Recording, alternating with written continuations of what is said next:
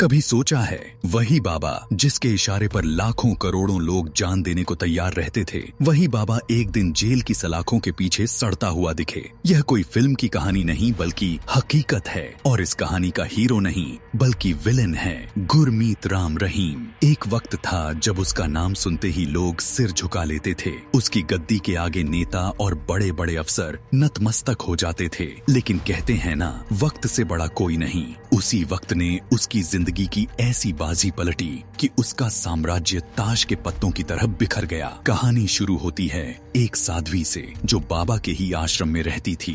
अंदर छुपे काले सच से तंग आकर उसने अपना दर्द कागज पर उतार दिया। अगर किसी को मेरी चीख सुनाई दे रही है तो मुझे बचा लो। उसकी चिट्ठी किसी तरह प्रधानमंत्री कार्यालय तक पहुंची और वहां से घूमते घूमते एक छोटे अखबार के दफ्तर तक। जब अखबार ने इसे छापा तो बाबा के साम्राज्य की नींव हिल गई। लोगों को लगा कि अब सच सामने आ चुका है, इंसाफ जरूर मिलेगा। लेकिन ऐसा नहीं हुआ। सालों तक केस अदालतों की फाइलों में धूल खाता रहा। गवाह डर गए, लोग थक गए और बाबा पहले की तरह राजनीति और पावर में मस्त रहा। लेकिन फिर अचानक मामला मीडिया की हेडलाइंस में लौट आया। बाबा की पकड़ ढीली पड़ने लगी और उसका गुस्सा 7वें आसमान पर जा पहुंचा। उसे शक हुआ कि उसका राज खोलने में साधु रंजीत सिंह का हाथ है, और फिर रंजीत को मौत के घाट उतार दिया गया। इतना ही नहीं, अखबार के मालिक रामचंद्र छत्रपति ने जब इस खबर को छापा तो उन्हें भी गोलियों से भून दिया गया। आरोप इतने खौफनाक थे कि सुनकर रूह कांप जाए। बाबा अपने आश्रम में रहने वाली साध्वियों में से जिस लड़की को पसंद करता, अपने गुर्गों को इशारा करता और फिर उस लड़की को गुफा में बुला लिया जाता। दीवारों में गूंजती आवाजें कहती, ना बाबा जी प्लीज मत कीजिए।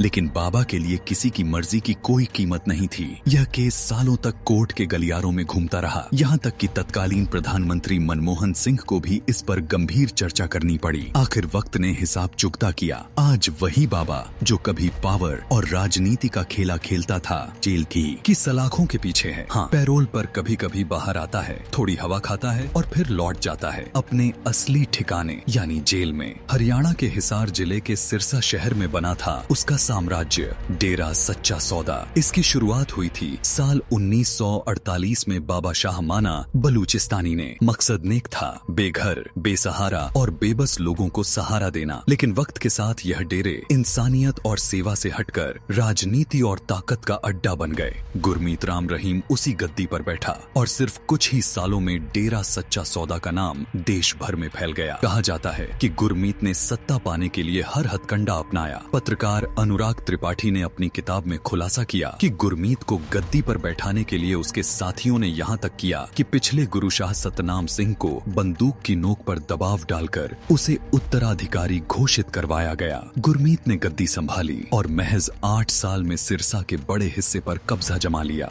जमीनें, प्रॉपर्टी और पैसा सब कुछ तेजी से बढ़ने लगा। इसी दौरान गुमनाम चिट्ठी सामने आई जिसमें एक साध्वी ने बाबा के कुकर्मों का पर्दाफाश किया। यही चिट्ठी सबसे बड़ा विस्फोट बनी। अखबारों ने छापा, पत्रकार रामचंद्र ने खुलकर लिखा और फिर उसी सच को दबाने के लिए उन्हें जान से मार दिया गया। रामचंद्र ने मरने से पहले बयान दिया था, मेरी हत्या के पीछे गुरमीत राम रहीम का हाथ है। लेकिन पुलिस ने FIR में उसका नाम तक नहीं लिखा। उनके बेटे अंशुल छत्रपति ने हार नहीं मानी। अदालत का दरवाजा खटखटाया और CBI जांच की मांग की। सालों की लड़ाई के बाद आखिरकार सच सामने आया। गवाहों और सबूतों ने यह साबित किया कि गुरमीत राम रहीम ही इन हत्याओं और साध्वियों के शोषण के पीछे था। आज वही बाबा जिसने धर्म और आस्था के नाम पर लोगों को अंधा बनाया, जेल की सलाखों में कैद है। उसका साम्राज्य ढह चुका है, लेकिन उसकी कहानी आज भी सवाल छोड़ जाती है। आस्था और अंधविश्वास के नाम पर इंसान कितनी आसानी से ठगा जा सकता है,